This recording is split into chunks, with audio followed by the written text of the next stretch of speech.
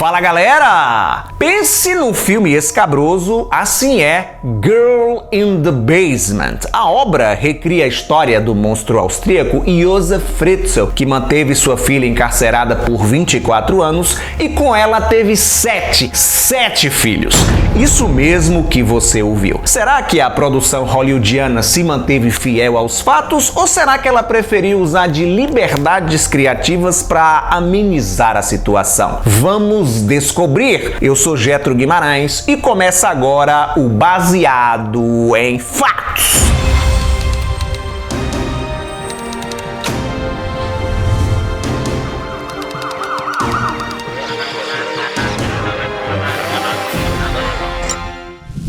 Quando as notícias sobre as barbáries perpetradas por Josef Fritzl, o monstro de Amstetten, foram divulgadas na internet, correram o mundo, isso aí por volta de 2008, 2009, eu não me interessei pelos detalhes. Saber que esse Beelzebub havia aprisionado a própria filha por 24 anos e que durante esse período havia violentado a moça cerca de 3.000 vezes me bastou. Ao assistir Girl in the Basement, tudo me pareceu tão absurdo, que eu achei que fossem liberdades criativas por parte dos realizadores para trazer um pouco mais de dramaticidade ao longa-metragem. Na minha cabeça não entrava a ideia, a possibilidade de que alguém fosse capaz de esconder uma pessoa por tanto tempo no porão da própria casa, por maior que essa casa fosse, e ninguém da família desconfiar. Até porque o cômodo, o acesso ao cativeiro onde estava a garota é mostrado no filme como um troço à lá 007, com uma porta escondida atrás de um armário, travas de segurança com código e o escambau. Ao pesquisar melhor sobre o ocorrido para gravar esse vídeo, fiquei pasmo, não só por constatar que o filme estava sendo fiel aos fatos, mas também ao descobrir que a história verdadeira era muito pior. História essa que eu vou contar para você agora, fazendo comparações com o que é mostrado no filme. Mas antes da gente começar, fica aqui o meu alerta. Esse vídeo trata de um tema delicado que pode acionar gatilhos e incomodar as pessoas mais sensíveis. Assista por sua conta e risco. Josef Fritzl foi preso em 26 de abril de 2008 e até a data da sua prisão, ninguém, nem mesmo sua família, suspeitava que ele fosse capaz de fazer o que fez. Ninguém desconfiava do cara, ele era querido pelos vizinhos, pelos comerciantes do bairro onde morava e era considerado um homem de negócios respeitável. Tinha grana, trabalhou como engenheiro para multinacionais e se deu bem investindo no mercado imobiliário. Nos anos 2000, o seu patrimônio ultrapassava a marca dos 10 milhões de euros. Fritzl morava numa mansão de 3 andares com várias dependências e foi nesse lugar que ele construiu uma prisão subterrânea. A produção hollywoodiana apresenta o maníaco como um sujeito de classe média. Por não ter os direitos de adaptação, o filme trocou o nome dos envolvidos. Judd Nelson interpreta Fritzl, cujo nome é Don Cody. O longa começa com ele levando uma das filhas até o hospital, o dia em que a casa caiu, e depois retrocede 20 anos no tempo para mostrar como ocorreu o aprisionamento da Elizabeth, que no filme se chama Sarah. Fritzl teve com sua esposa Rosemarie 5 filhas. Elizabeth era a caçula, a preferida do pai, por quem ele desenvolveu uma fixação sádica. A garota tinha apenas 11 anos de idade quando foi molestada pela primeira vez. Por conta dos abusos, fugiu diversas vezes de casa, mas sempre retornava. Quando ela entrou na puberdade, Josef se mostrou assustadoramente possessivo em relação à filha. Em agosto de 1984, quando Elizabeth já tinha 18 anos, o austríaco sedou a moça e a aprisionou no porão da casa. Em Girl in the Basement, o local tem mesmo um aspecto de porão. O Don atrai a Sarah até esse lugar com a desculpa de que precisa de ajuda para carregar um objeto e subtende-se que aquele espaço da casa meio que já existia. Na vida real, o lugar foi criado especificamente para esse propósito. Josef passou 6 anos planejando o cativeiro subterrâneo. Começou a construí-lo em 1978 com a desculpa de que serviria como um bunker, um abrigo nuclear. entrar. O acesso só era possível através de uma porta de concreto de 300 quilos à prova de som, que só abria com um código secreto. Inicialmente não era tão complexo como você está vendo nessa animação 3D, mas ele ficou desse tamanho. Após a Elizabeth engravidar,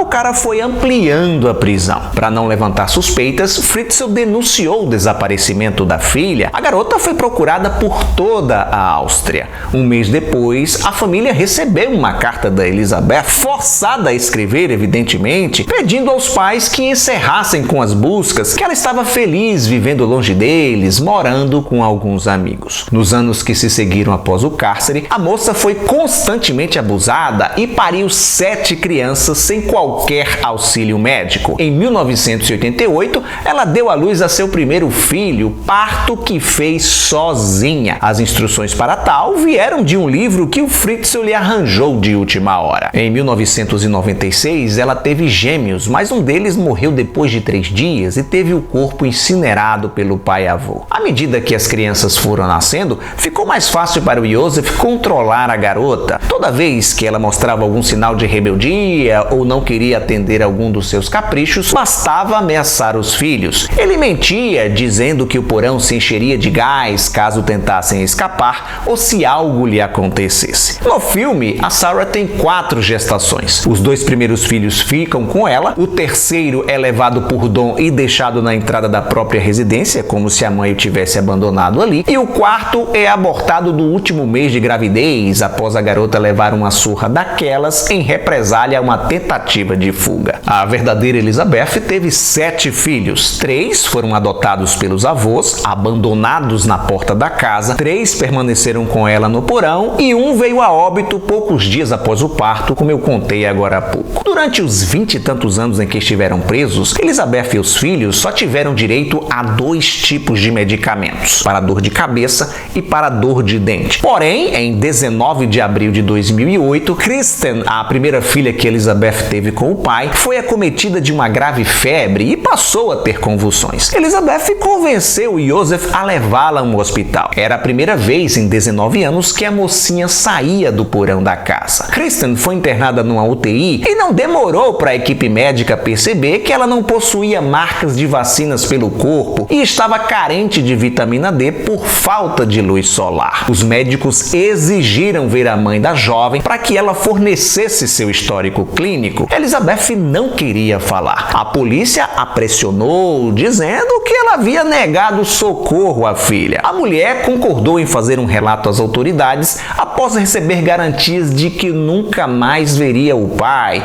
E então a verdade veio à tona. No filme, a situação se desenrola de maneira mais heróica, com a Sarah aproveitando um vacilo do Don e pedindo ajuda a uma médica plantonista. Josef foi detido pela polícia, admitiu ter aprisionado a filha e cometido incesto. As crianças foram resgatadas do porão e levadas para uma clínica. O julgamento de Josef Fritzl aconteceu em 19 de março de 2009 e durou 4 dias. A princípio, ele teve a cara de pau de afirmar que fez aquilo que aprisionou a Elizabeth para ajudá-la, para livrá-la das drogas, que ela era uma criança difícil e que ele sempre foi amável com a segunda família que manteve encarcerada. No dia seguinte, depois dessa presepada, decidiu declarar-se culpado de todas as acusações após assistir 11 horas de depoimento de sua filha. Nesse vídeo gravado pelas autoridades, Elizabeth revela detalhes do seu martírio, as perversões sexuais do pai, as torturas por qual passou,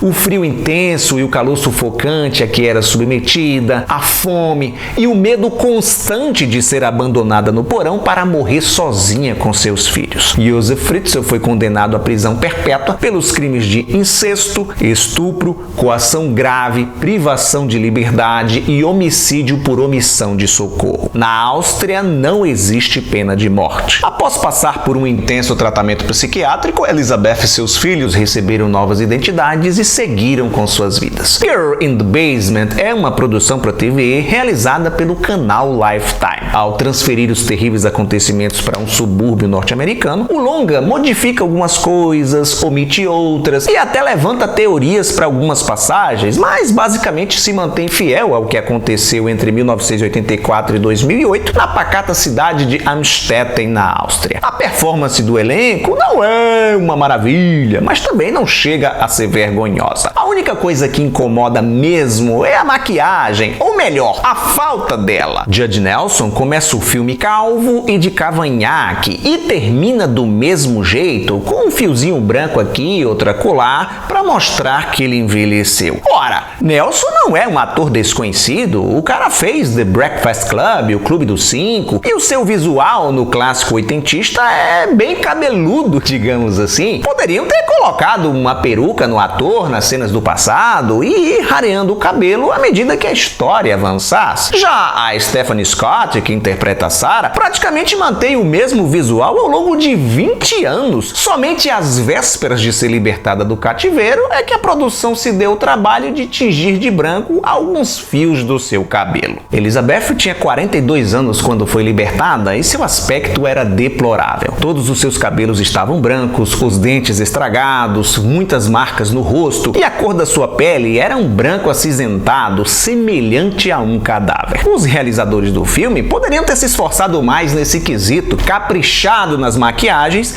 e as utilizado para pontuar melhor as passagens de tempo. Se você quiser saber mais detalhes sobre essa história macabra, muitos documentários e reportagens investigativas estão disponíveis no YouTube. Coloque na busca o nome do Josef Fritzl que você encontra. Obrigado por sua audiência, lembre-se do like maroto e compartilhar o vídeo com seus amigos através das redes sociais. Aproveita e me segue por lá também, para você ficar por dentro das novidades. Tchau e até a próxima!